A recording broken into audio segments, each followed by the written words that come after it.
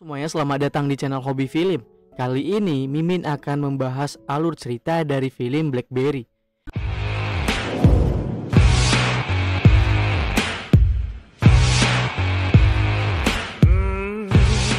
Di mana di tahun 1996 di kota Waterloo, Kanada, dua orang pria culun mendatangi kantor perusahaan pengembang IT yang bernama Sutherland Schultz. Mereka hendak melakukan sebuah presentasi untuk menawarkan produknya. Dua orang ini, Mike Lazaridis dan Douglas Flegin, tergabung dalam perusahaan IT kecil yang bernama Research in Motion, atau bisa disingkat menjadi RIM. Sementara menunggu orang dari pihak perusahaan datang menemui mereka, Mike sibuk membetulkan modem kantor yang terus-terusan mendesis mengganggu konsentrasinya. Setelah diperiksa, barang itu adalah bikinan dari China. Mike sangat benci produk China. Datanglah kemudian orang yang bernama Jim Balsillie menemui keduanya. Mike dan Doug melakukan presentasi namun layaknya seperti anak TK, belepotan dan gerasak-gerusuk. Saat itu yang mereka presentasikan adalah device ciptaan mereka yang bisa menggabungkan fungsi telepon, email, dan komputer. Device yang mereka namai sebagai Pocket Link merencanakan untuk memakai jalur internet gelombang UHF yang masih kosong di wilayah Amerika Utara. Jim sendiri yang tampak lebih fokus dengan urusan kantornya langsung menolak usulan itu dengan alasan nama produk yang kurang menarik. Ia pun langsung keluar ruangan untuk melakukan meeting dengan petinggi perusahaan. Ada sebuah hal penting yang akan mereka bicarakan. Baliklah kemudian Doug dan Mike ke kantor RIM untuk menyampaikan kabar buruk itu, yang mana malah disambut dengan reaksi biasa saja oleh para pekerjanya. Mereka malah lebih excited menyambut kegiatan berikutnya melakukan nonton film bersama. Indiana Jones yang saat itu jadi bahan tontonan. Yeah, the presentation, we were not... What was the good news? What's the good news? Emergency movie night, right now. Kantor RIM ini diisi oleh para kutu buku polos yang hobinya merakit telepon seperti ngoprek mainan. Nggak ada pressure dalam hidup mereka, yang penting mereka bisa enjoy. Beda halnya dengan yang lain, Mike sebagai CEO lebih punya tanggung jawab. Ia langsung berpikir keras memikirkan nama produknya. Esok harinya, ketika kantor itu lagi rame dengan kegiatan mabar, seseorang datang secara tiba-tiba. Jim Balsillie, orang yang mereka temui kemarin, langsung meminta meeting saat itu juga. Secara mengejutkan, Jim menawarkan diri untuk menjual Pocket Link dan ia rela untuk resign dari kantornya. Namun tawaran itu berisi sebuah syarat. Ia harus dikasih posisi CEO dengan perjanjian share keuntungan 50%. Mereka pun tentunya kaget mendengarkan tawaran dadakan itu. Mereka coba beralibi bahwa mereka nggak butuh CEO baru. Mereka sedang ada deal besar di hadapan, yaitu transaksi $16 juta untuk penjualan modem kepada perusahaan US Robotics. Jim cuma menganggapnya sebagai gertak sampah belakang. Kalau itu beneran deal, orang berdua ini pasti sudah kaya raya, nggak akan bayar makan pakai duit recehan. Ia pun pergi dengan meninggalkan kartu namanya. Beberapa hari kemudian, ketika Mike melakukan kontak lagi dengan pihak US Robotics, ternyata barang kiriman mereka sudah dianggap nggak masuk UC. Jadi, kiriman beribu modem itu akan dikembalikan dengan segera. Orang-orang dari RIM pun gagal jadi orang kaya.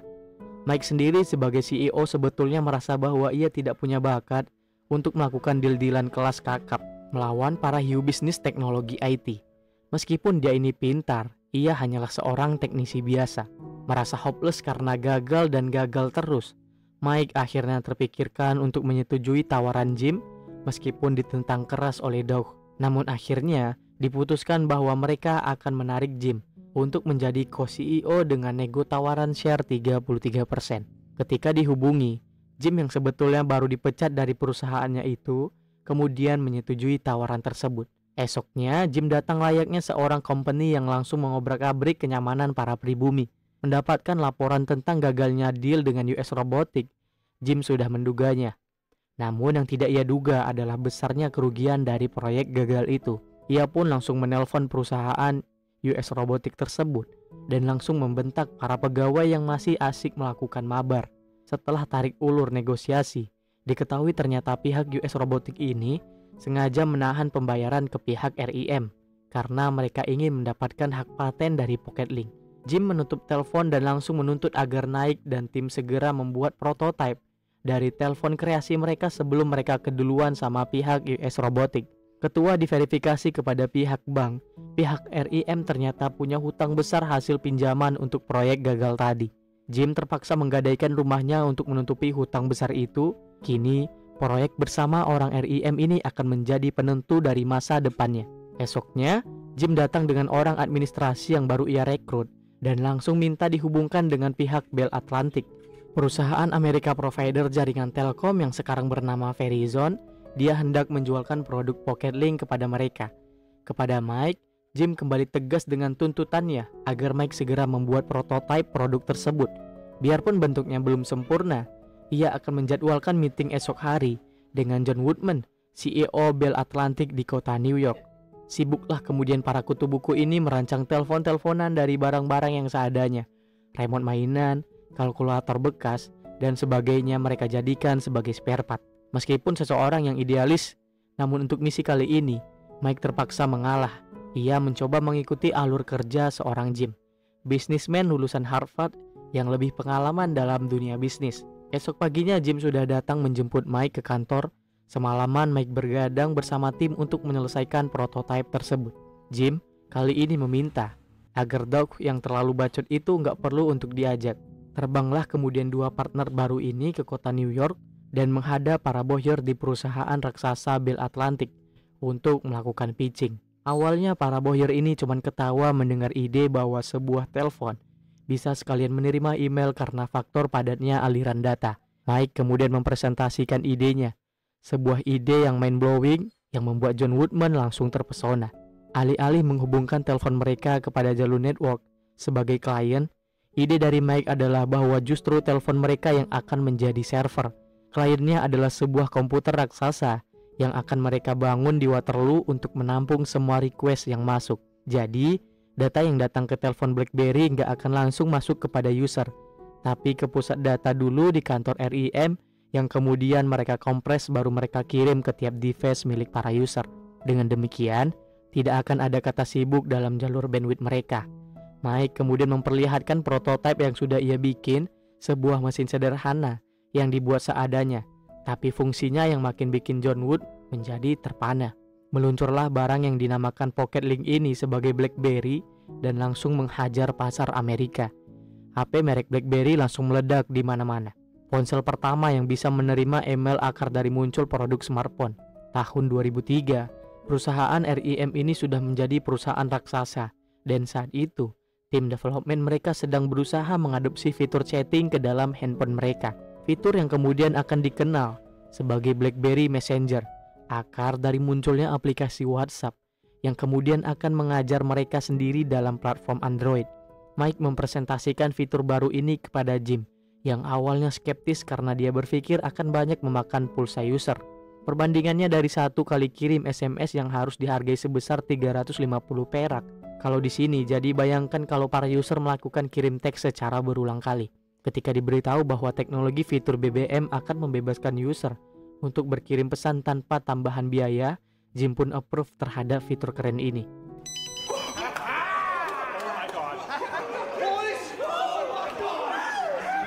Unlimited free texting, only on BlackBerry. Fuck yes. Fuck yes. Namun pada akhirnya, teknologi Messenger ini mulai menyenggol pihak lain yaitu pihak PAM yang punya produk PDA yang berfungsi sebagai device pengirim pesan. Karl Jankowski, CEO dari PAM, kemudian datang menemui pihak RIM.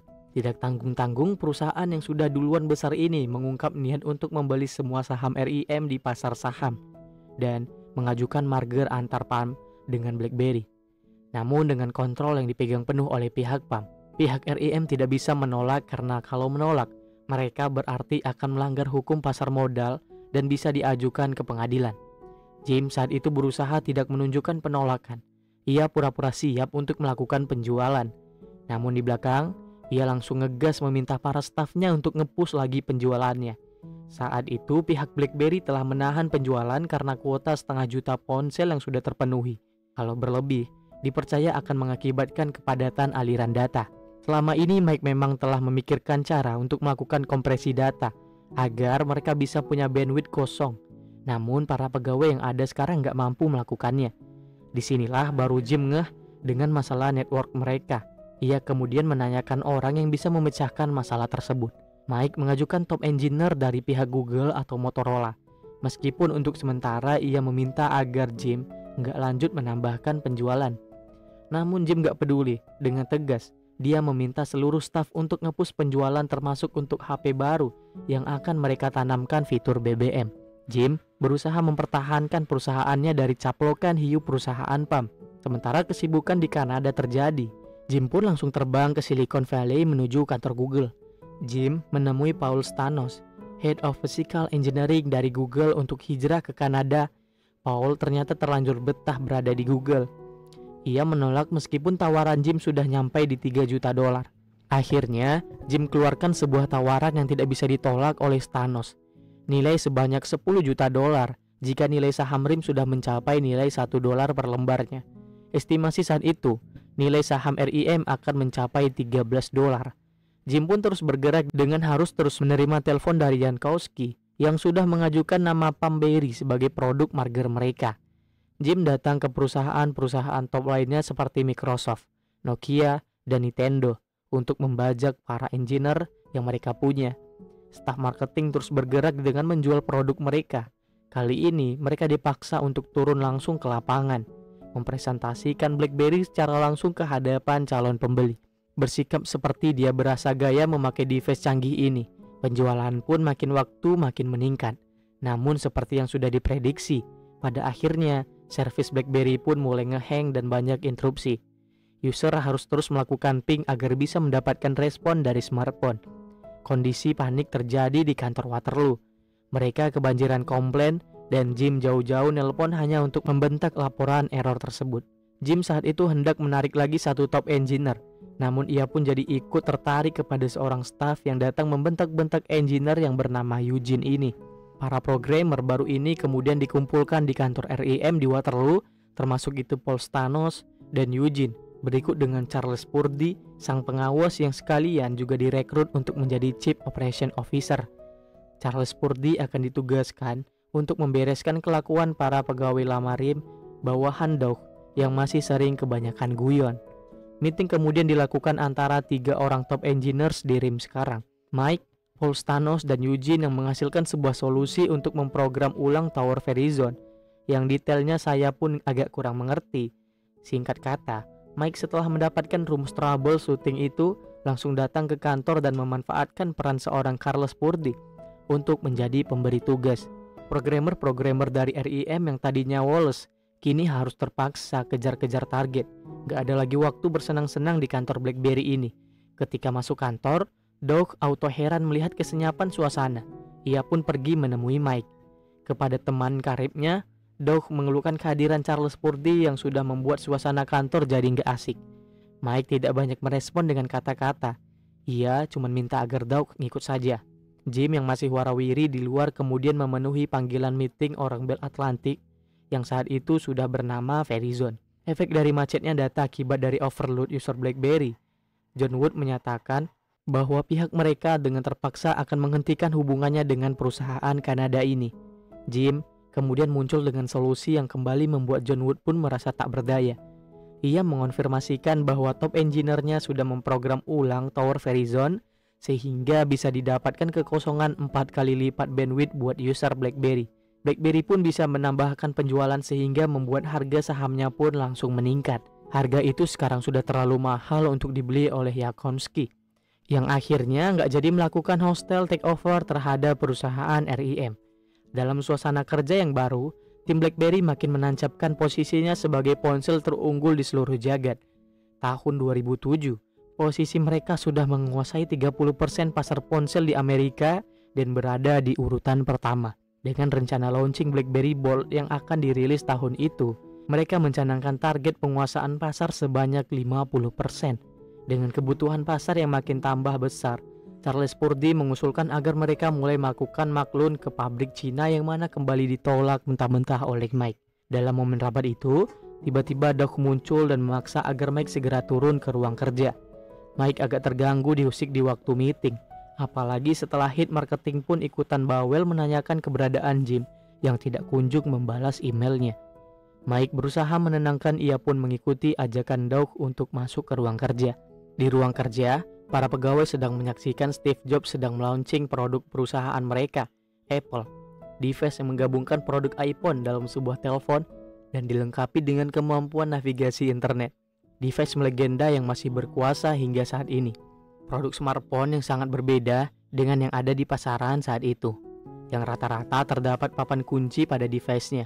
Pada muka iPhone, hanya terdapat sebuah screen yang sangat besar.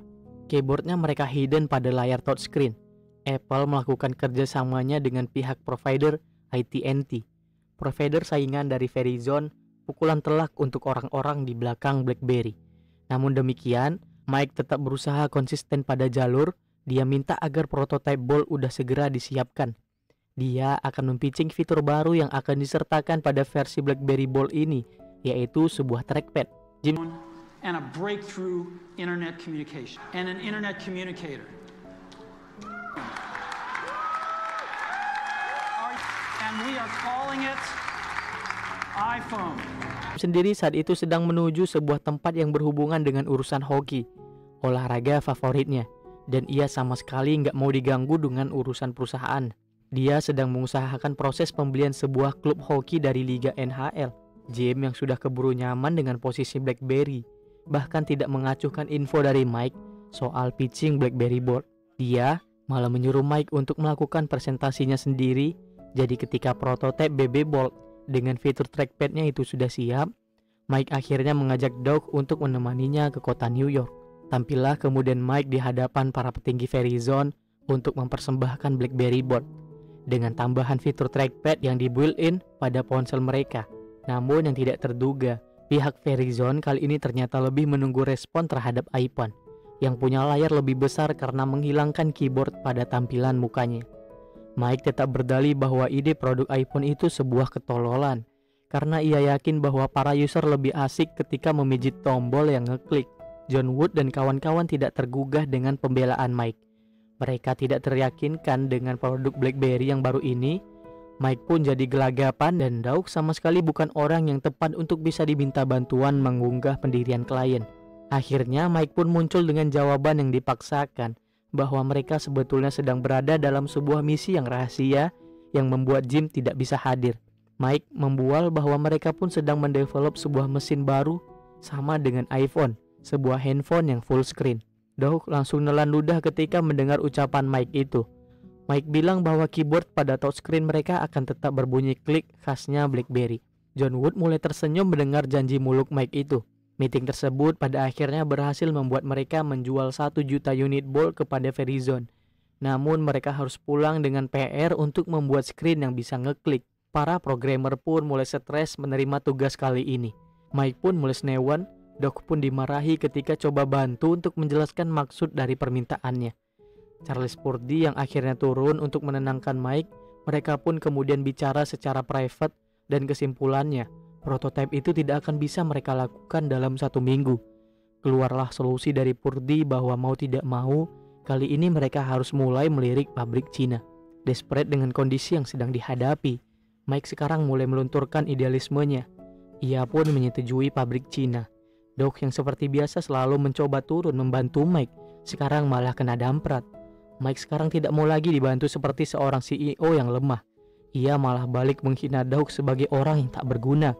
Doug sangat tersinggung dengan perkataan itu, perkataan yang akan membuatnya esok hari resign dari RIM. Don't speak for me. Mike, what are you doing? What am I doing? Mike, I'm trying to help you. You're not, though. You're not. You're fucking useless! Okay.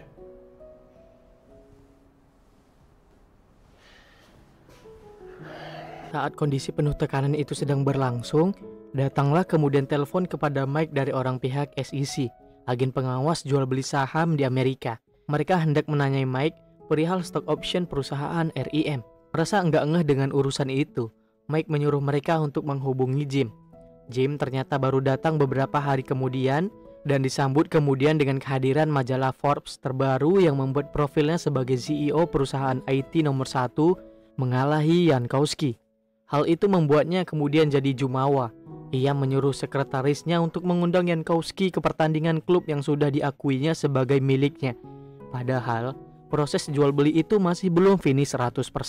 Jim kemudian disambut oleh head marketing yang sudah begitu sangat menunggunya. Pihak marketing memberikan laporan bahwa ada sebuah grafik penjualan yang sangat melonjak yang jauh meninggalkan produk BlackBerry. Grafik itu adalah milik iPhone yang baru membuka pelayanan pre-order aja. BlackBerry sedang dalam ancaman akan menjadi ponsel yang akan disimpan user sebagai barang afkiran. Jim kemudian menanyai Mike soal iPhone ini dan dia pun akhirnya mulai khawatir. Melihat reaksi partnernya itu, Jim langsung minta meeting dengan Stan Sigman, CEO-nya AT&T. Ia pun segera menuju bandara untuk menuju Atlanta. Lokasi Stan hendak take off menuju tempat liburannya. Di tengah perjalanan, orang dari klub menghubungi meminta Jim datang saat itu juga, karena pihak board sedang menunggunya. Jim akhirnya mendahulukan untuk pergi ke New York menemui orang klub hoki, ketimbang mendahulukan bertemu dengan Stan Sigman. Saat Jim berada di luar, orang dari SEC ternyata langsung datang melakukan sidak. Mike tidak bisa menghindar dan terpaksa untuk meladeni interogasi mereka. Pihak SEC mempermasalahkan penggunaan saham yang di tahun 2003, lalu dipakai Jim untuk merekrut Paul Stanos dan Eugene. Hal itu adalah sebuah pelanggaran. Maka dari itu sebagai CEO perusahaan RIM, Mike pun terancam dipidanakan karena kasus ini. Jim pun tiba di kantor klubnya hanya untuk diberi kabar bahwa pihak klub hoki ini membatalkan deal-dealan yang telah disepakati sebelumnya. Pihak klub memandang bahwa profil seorang Jim gak cocok dengan spirit klub mereka.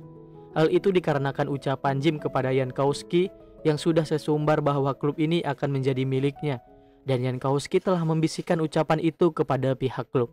Jim yang kini lebih arogan cuma bisa mencak-mencak di hadapan para anggota board. Ia pun kemudian mendesak agar mereka langsung terbang ke Atlanta. Namun karena telat, Jim pun gak sempat ketemu dengan Stan Sigman yang sudah masuk ke dalam pesawat. Dia pun melakukan nego darurat via telepon meminta agar pihak AT&T menunda 1 bulan jadwal rilis iPhone. Selama 1 bulan itu, ia akan mendiskon BlackBerry secara besar-besaran. Pesawat yang ditumpangi Stan keburu take off. Jim pun gak sempat melobi lebih lanjut. Berikutnya, kemudian datang telepon dari Mike yang menyuruh Jim untuk segera nongol di kantor. Malamnya, ia pun tiba dan menemui Mike di ruangannya. Yang dilakukan oleh Mike ternyata ia menghubungi pihak SEC untuk segera melaporkan kehadiran Jim.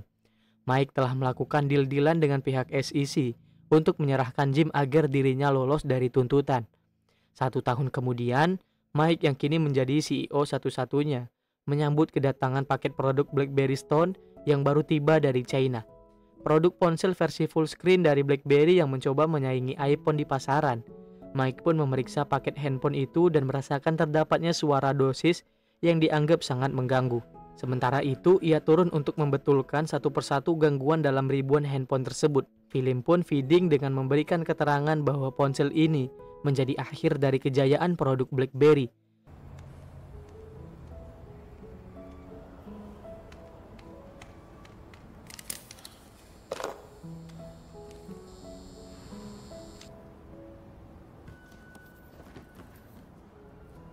Semua produk Storm akhirnya diretur karena adanya error dalam manufacturing. BlackBerry pun dituntut $500 juta oleh pihak Verizon untuk menutupi kerugian dari gagalnya produk tersebut.